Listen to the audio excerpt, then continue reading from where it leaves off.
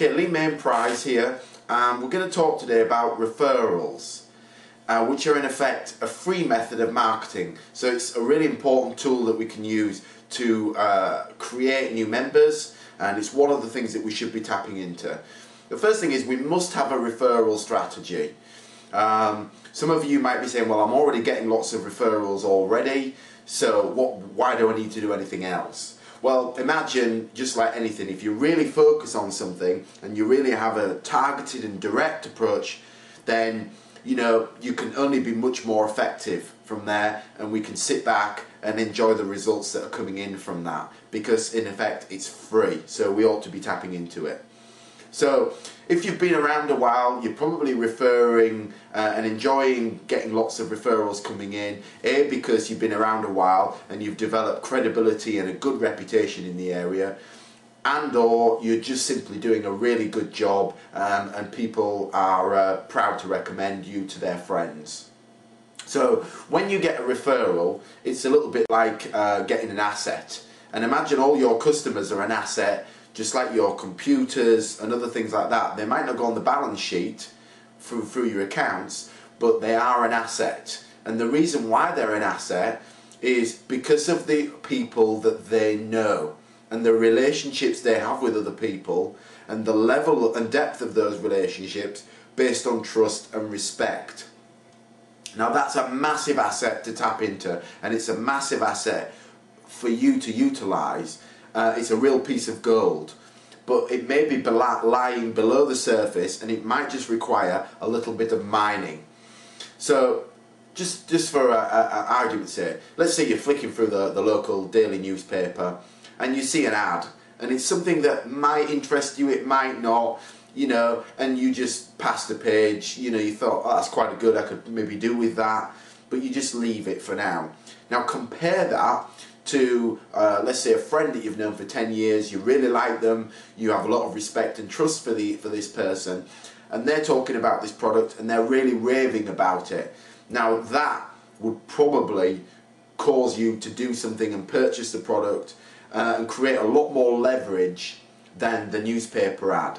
And remember, that comes from the depth of the relationship, not the quality of the product, and that's the power of referrals. So let's look at some methods that we can use, and there are lots of strategies that we can apply and keep changing and rotating to keep referrals fresh and not get stale in your school. So the first one is, and this may sound really simplistic, is to ask for them. Do you ask for referrals?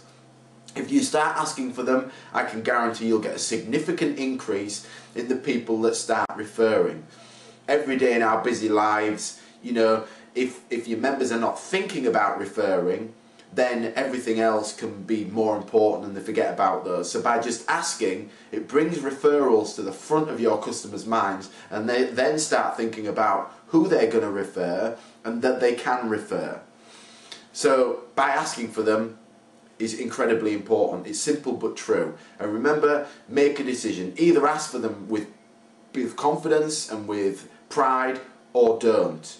Don't be halfway.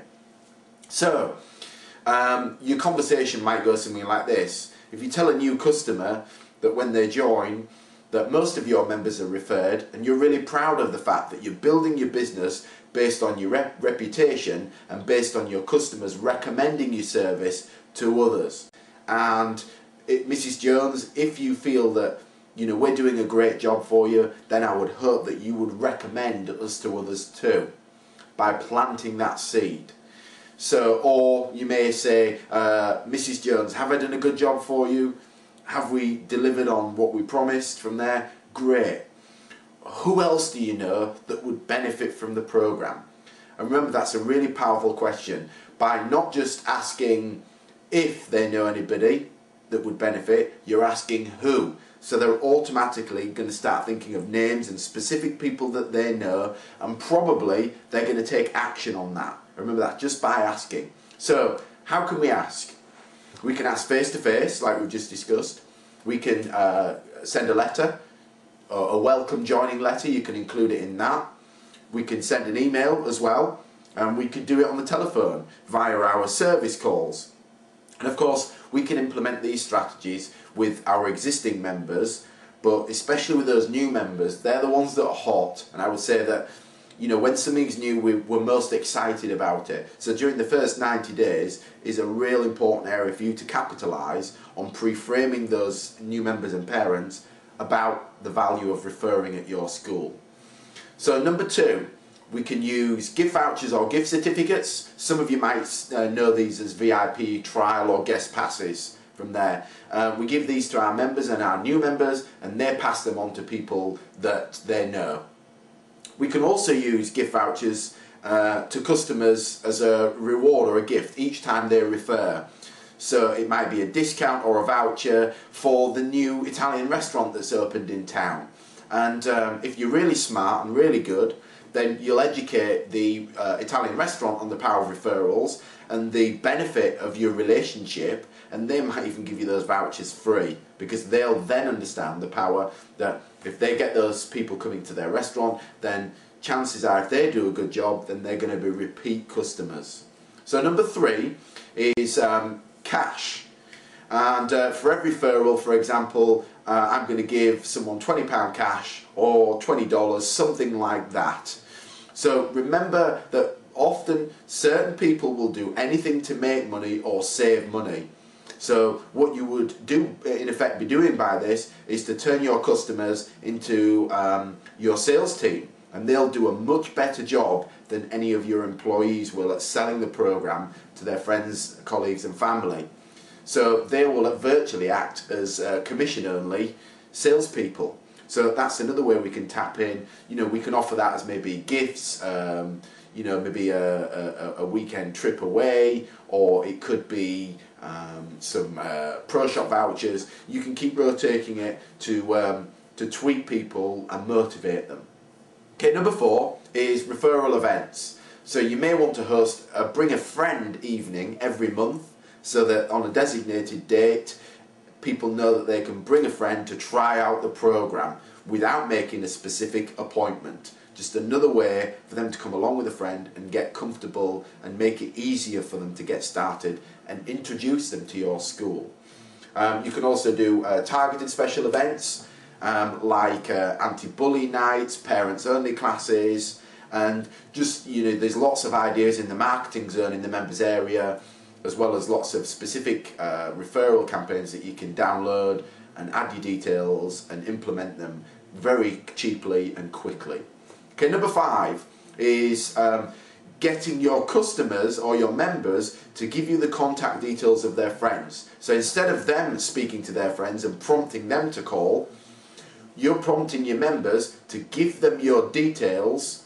So for example, you may have a campaign where you'll give them a free month for every member that that enrolls, and all they have to do is give you the details of their friends, and you'll contact them on their behalf and invite them in for a free trial at the Academy as a special guest.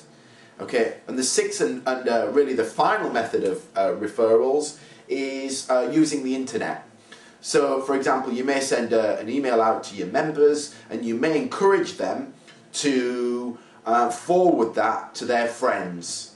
So a simple method of that would be on the macenters.com website is the e-cards. Your members go online, they're sending e-cards for their friends, and they're then going onto the website and starting to maybe find out about the school, get a little bit interested about it, and then think about coming in. So that's another tool of referrals, and especially the internet, we're going to be talking about that over the coming months and getting you really good at that. It's an incredibly, probably the most powerful tool that you could use on marketing your school. We're going to be covering that in more detail, but you could start in the basic form by getting your members to forward emails to their friends, or educating them about sending e-cards to their friends, or in effect you sending e-cards off the website to your students and then getting them to pass them on to their members. So it's free marketing. We ought to be utilising it, and again, one of the most important things about being a really successful school owner is not to dabble. Not to have a play and do this, is to really make a commitment to get really good at one thing. Focus on it, tweak things, change your approach, change your results, By doing that, you can become a real expert at something, and there's a difference between just dabbling and trying something to over a consistent period, really focusing, tweaking, getting good, changing your approach so you can become an expert, and that's when you start to achieve those really outstanding results.